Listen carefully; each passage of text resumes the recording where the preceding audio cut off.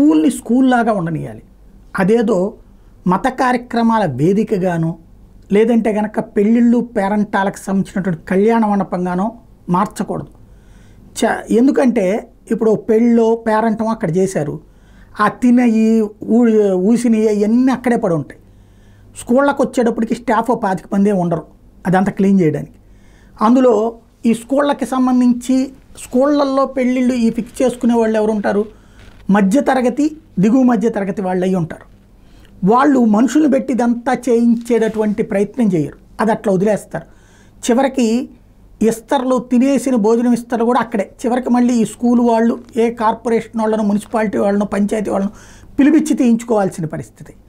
దాంతో ఇవాళ స్కూలు సెలవు కదా అని చెప్పి అక్కడ ఒక ఫంక్షన్ జరిగితే రెండో రోజు ఆ దుర్భరమైనటువంటి పరిస్థితుల మధ్యనే పిల్లలు ఉండాల్సి వస్తుంది. ఇంకోటి ఈ భోజనాలు లేకపోతే మందో ఇట్లాంటివి తీసుకుని వెళ్ళి క్లాసుల్లో కూర్చుని కూడా తినేసి తాగేస్తారు. అవన్నీ ఎక్కడ పడితే అక్కడ పడేస్తారు. ఒక రకంగా గందరగోళం అయిపోతుంది. ఇక మత కార్యక్రమాలు కూడా అక్కడ అన్ని రకాల మత కార్యక్రమాలు అంటే ఎక్కువగా క్రిస్టియన్ సువార్త సభలు అట్లాంటివి జరుగుతూ ఉంటుంటాయి. హిందువులకు సంబంధించి జరిగే తక్కువ ఉంటాయి, అవి కూడా ఏ భజనలో ఇట్లాంటివి. అయితే ఎక్కువ మంది గుళ్ళ దగ్గరే పెట్టుకుంటారు, స్కూళ్ళ దగ్గర పెట్టరు. క్రైస్తవ ప్రార్థన సమావేశాలు అట్లాంటివి కొన్ని చోట్ల అక్కడ పెడుతుంటారు. ఇప్పుడు ఇలాంటి వాటికి స్కూళ్ళని ఇవ్వడం కరెక్టా కాదన్నది చాలా రోజుల నుండి చర్చ. నాలాంటి వాళ్ళమైతే అది కరెక్ట్ కాదంటాను. ఎందుకంటే స్కూల్ని స్కూల్లాగా ఉండనియాలి.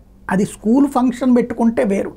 స్కూల్ పేరెంట్స్ మీటో స్కూల్ తరపున స్టూడెంట్స్కి భోజనాలు ఏర్పాటు చేశారు, ఆగస్టు 15కో లేకపోతే నెహ్రూ జయంతికి చేసుకున్నారు అంటే వాళ్ళకి వాళ్ళ ఇంటర్నల్ వ్యవహారం అయి ఉండాలి. కానీ బయట వాళ్ళ ప్రోగ్రాంలకు ఇవ్వకూడదు.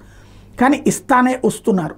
దాన్ని లోకేష్ విద్యాశాఖ మంత్రి అయ్యా కీలకమైనటువంటి నిర్ణయం తీసుకున్నారు. తాజాగా ప్రభుత్వ పాఠశాలలు ఆవరణలో వివాహాలు, రాజకీయ మతపరమైన సమావేశాలు, ఇతరత్ర కార్యక్రమాలు నిషేధిస్తూ పాఠశాల విద్యాశాఖ డైరెక్టర్ విజయరాజు ఆర్డర్స్ వేశారు. వీటి నిర్వహణకు కొందరు ఆర్జేయులు, డిఈఓలు, ప్రధానోపాధ్యాయులు అనుమతిస్తున్నట్టు తమ దృష్టికి వచ్చిందని, పాఠశాలలు పనివేళలకు ముందు తర్వాత సెలవు రోజుల్లో కార్యక్రమాలు జరుగుతున్నాయని తమ నోటీస్కి వచ్చిందని, ఇక మీద ఎట్టి పరిస్థితుల్లో అట్లాంటి వాటికి అనుమతులు ఇవ్వకూడదని ఆర్డర్స్లో స్పష్టం చేశారు. సెలవు రోజుల్లో కూడా ఇవ్వడానికి వీల్లేదని తేల్చి చెప్పారు.